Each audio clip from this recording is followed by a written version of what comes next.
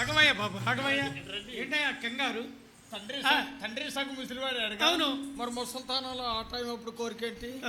ముసలి వాళ్ళకి కూడా కోరికలు ఉంటాయా? బ్రదర్, మానవుడు ఆశాజీవి. పుట్టిన వారికి కొని చనిపోయే వరకు కూడా కోరికలు ఉంటాయి. కోరిక ఏంటి? మంచి భోజనం భోజనం చేయాలని కోరిక కలిగింది ఆయన. భోజన కోరిక. మరి నువ్వేమనుకున్నావు?